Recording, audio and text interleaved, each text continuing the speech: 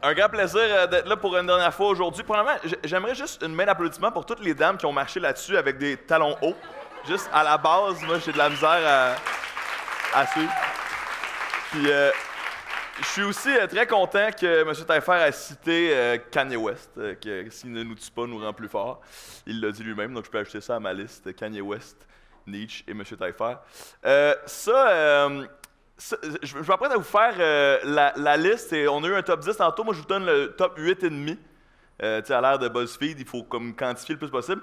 La demi, c'est le top 8,5 des pires fails de l'humain, selon moi, maintenant, aujourd'hui, et mes recherches Wikipédia de ce matin. C'est un peu ça le créneau. Puis ça, c'est ma demi, parce que c'est mon char. Je suis revenu de la France récemment.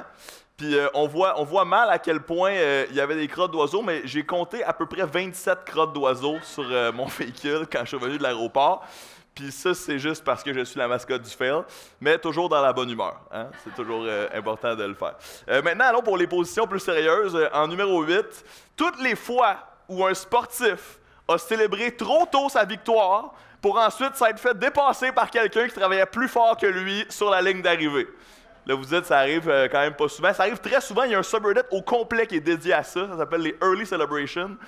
J'en ai une autre ici. On a un autre bel exemple. Alors, essayez de garder... Soyez heureux, soyez fiers de tous vos accomplissements, mais gardez ça pour une fois que le photo finish est terminé. Prochaine position, on reste dans le monde du sport, on le voit même, mais c'est tous les fois où des amateurs de sport ont célébré trop tôt la victoire de leur équipe chouchou en se faisant tatouer pendant les séries qui avaient gagné le championnat cette année-là. En haut, on a une célébration d'une belle fiche de 40 victoires et aucune défaite. Non seulement l'équipe a perdu le dernier match de la saison, mais ils n'ont pas gagné le championnat non plus, donc c'est une belle erreur sur un tatou de cuisse. Puis en bas à droite, on avait un gars qui avait un tatou des Eagles en 2015. Non seulement les Eagles n'ont pas gagné le Super Bowl en 2015, mais ils n'ont pas fait les séries cette année-là. Alors, s'il vous plaît, gardez en tête qu'un tatou, c'est beau juste quand ça a du bon sens. Puis là, vous dites, ça n'arrive pas souvent. Oui, ça arrive très souvent. OK? Il y a beaucoup de gens qui font cette erreur. Sinon, si on change de registre un peu, Mao, mon boy Mao. Mao, il est les oiseaux, quand même un gros fail. Mao a remarqué que les champs étaient décimés, puis il y avait beaucoup d'oiseaux qui mangeaient des graines dans les champs. Alors lui, il s'est dit, on extermine les oiseaux, appel à tous les Chinois, on va tuer tous les oiseaux pour que nos champs soient guéris. Ce qu'il n'avait pas compris à l'époque, c'est que c'était pas vraiment les oiseaux qui décimaient les champs, mais c'était plus les insectes dans les champs que les oiseaux mangeaient. Alors, en tuant tous les oiseaux, ben, ça a permis aux insectes de pulluler et les récoltes ont suivi et la famine est arrivée. Pas très fort, mon boy. Essaye de voir les plus petites choses aussi. Dans le même ton, j'aurais pu mettre toutes les fois où quelqu'un a tenté d'envahir la Russie. Okay? C'est comme un gag historique pour les geeks d'histoire. Il y en a beaucoup qui disent que c'est là où ça a commencé à mal aller pour les Allemands. Donc, c'est pas tant un fail là, pour nous autres. Là. Sauf que il fait fret. Les gens là-bas sont habitués de se battre dans ces conditions-là. C'est jamais une bonne idée d'envahir la Russie.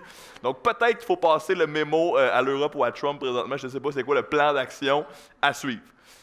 Prochaine position, la fameuse peste noire. Oui, la peste bubonique. Gros fail quand même de l'humanité. On estime que la peste noire a tué entre 30 et 50% de la population européenne en 5 ans, comme 25 millions de victimes, fait qu'il n'y avait pas tant de monde que ça. Mais gros fail, parce qu'on disait entre autres aux gens d'aller se purifier dans les églises. Donc on passait beaucoup la contagion en demandant aux gens d'être proches l'un de l'autre. On l'a échappé. On l'a échappé entre 1347 et 1352, définitivement.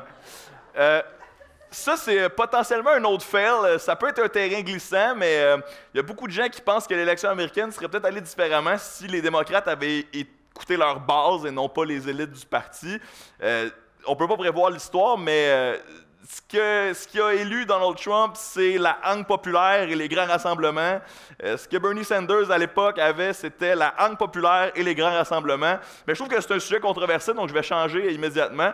On va aller à un autre sujet très controversé. On n'a pas terminé d'entendre parler du Subban Gate et personnellement, je change d'avis à chaque jour selon les gens avec qui je suis parce qu'il y a des très bons arguments. À date, mon père, c'est lui qui m'a le plus convaincu. Je vous laisse sur cette image, mesdames et messieurs. Fait long, et continuons d'y réfléchir. Puis que vous soyez Mao ou Piquet Souban, il y a toujours moyen de se sortir de la situation dans laquelle on s'est mis. Quand Piquet a perdu la coupe cette année contre les Pingouins il y a quelques jours, on peut lui blâmer un paquet d'affaires, mais sa première réponse aux journalistes aurait été de dire ben, les gars de l'autre côté qui ont gagné ce soir ont perdu la coupe dans les mêmes circonstances il n'y a pas très longtemps. Donc peut-être que l'an prochain, ce sera mon tour. Gardez la vision optimiste. Puis d'ici là, on va essayer d'éviter la peste.